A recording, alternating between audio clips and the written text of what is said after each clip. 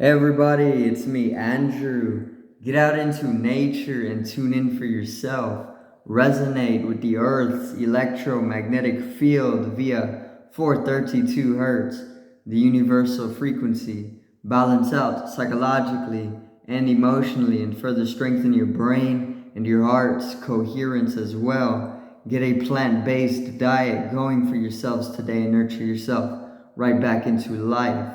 We are literally herbivores in our nature. Further balance out your physical body's pH level and get with alkalinity. Then you can generate some static electricity. Send me some love telepathically. Set attention to your mind and set intention to communicate. That is all there is to telepathy. You are now tuning in to Great Days. So good morning.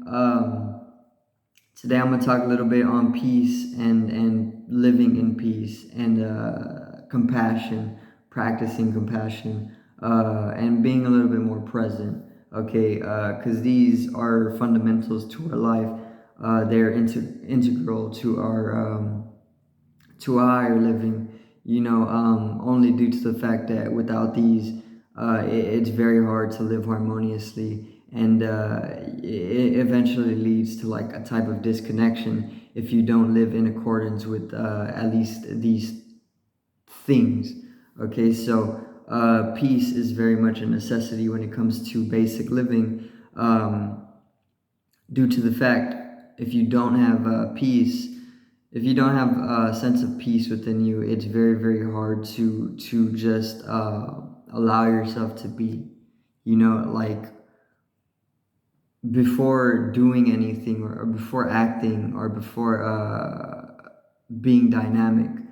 It makes it very, very hard to just be equal within yourself, like have a type of equilibrium within you, a type of equanimity, to where you're just able to allow yourself to flow in the eternity of things. Which if you're then in flow, coming from a sense of peace, then you can start acting or being more dynamic very fluidly. So it's like a very, very complementary when it comes to beginning your actions, if you're in a state of peace. It's like without peace, nothing can really get done, because if there isn't peace between individuals, it's just going to be constant bickering, and nothing is going to get done in that way. It's like carpentry or carpenters. There's a group of carpenters, right? They're building a house or they're doing something. They're building something, right? They're not going to be able to get this done unless there's a sense of understanding between them. There's a sense of flow and there's a sense of peace. Otherwise, if they're just arguing amongst themselves the entirety of the time, they're not going to be able to get it done. So this is why peace is a necessity to our lives, because it makes way for the flow of things. There's most definitely natural conflicts. There is always going to be natural conflicts, because there's always the opposing of the two forces. But this can be a complementary opposing in itself. It doesn't purely have to be a binding conflict all the time. You can understand the laws of the conflictions themselves, and you can understand how to use the conflicting or the opposing forces to pretty much bring yourself up, or educate yourself through these forces naturally. Self-education, it's like self-realization. So education, or true education, it's self-realization. It's coming to realize oneself and one's true nature. Okay, it doesn't always involve schooling. Back in the days or ancient times, they did have these schoolings. Okay, like the mystery schools and whatnot. These mystery schools were pretty much all about self-realization and going deeply into how realized oneself can attain, you know. And this is true education, but it doesn't. It's not always having to be institutionally applied to one's life. It can come naturally, and a lot more people nowadays are coming back into the education of self-realization. We're realizing who we are once again. Okay, we're spiritual beings, or we're multi-dimensional in our nature. We're only having a temporary third-dimensional physical experience. Okay, so this is just like a trip or an experience. This physical existence is just like one trip, or it's just like one experience in a multidimensional existence.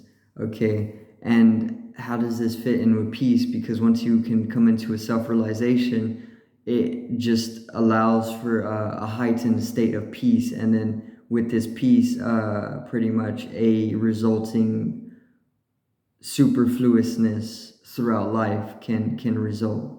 Or it can be that you start to attain to more peace in your life, and then you naturally start to come into harmony with true education or self-realization. You start waking up because you've chosen a peaceful way. You start coming more into the flow of the universe, Tao, and it comes with peace. Okay, it comes with compassion. It can come with the darks as well, though, is what you need to know. Because the darkness, it teaches us. You can't just learn from the light, or you can't just have the light in itself. The darkness is most definitely also the other side to it. Okay, they're one in the same continuum. And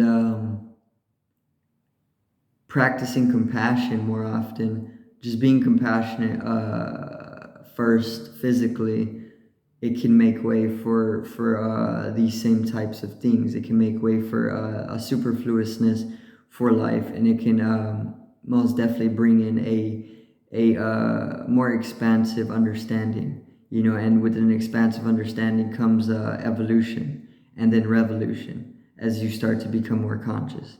Okay, and as you start to practice more compassion, as you start to bring in more peace into your life, it can be inviting to presence. You can start inviting more presence into your life, and presence is most definitely needed for a swift evolution, or a continuity to progress when it comes to collectivity and individuality and then collectivity.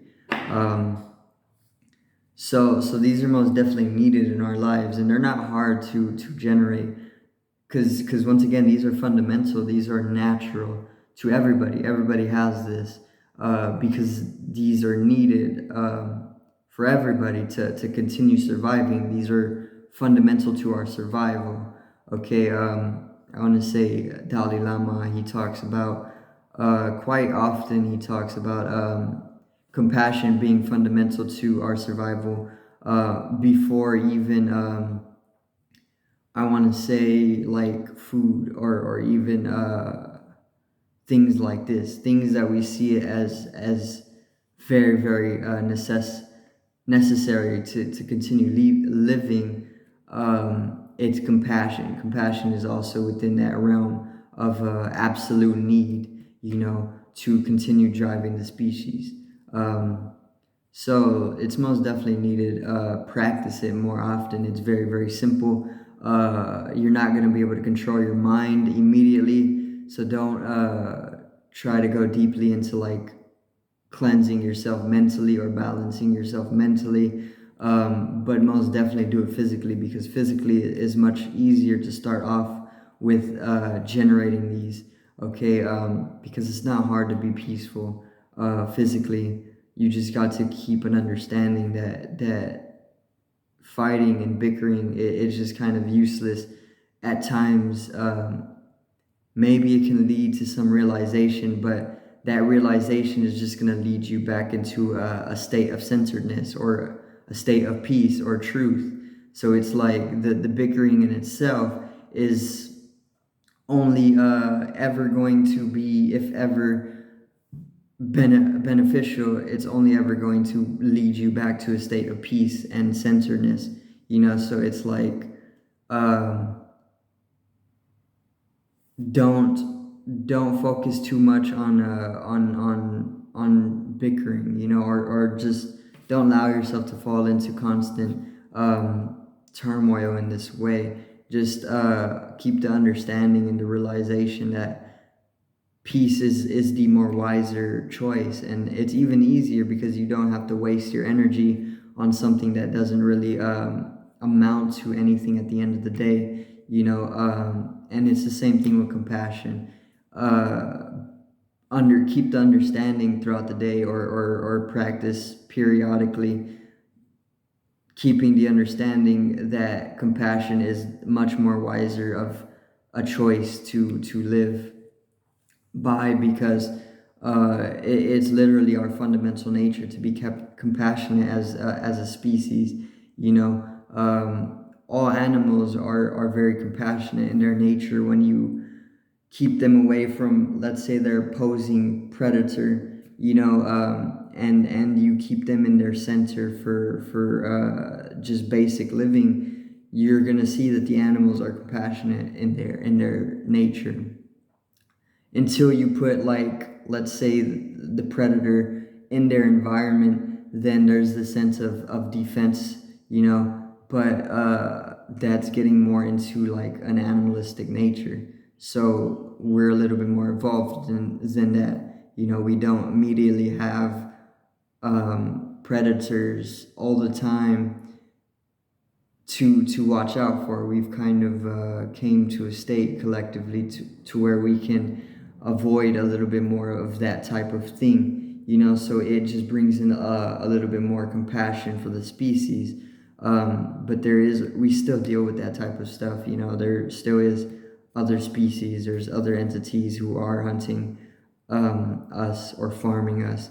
So we still most definitely deal with that type of thing, but it's that we've made a little bit more space for compassion, So yeah, practice compassion more, practice being a little bit more peaceful within yourself, and it will result in presence. You're going to allow yourself to be more present. And this is what you need to saturate your life.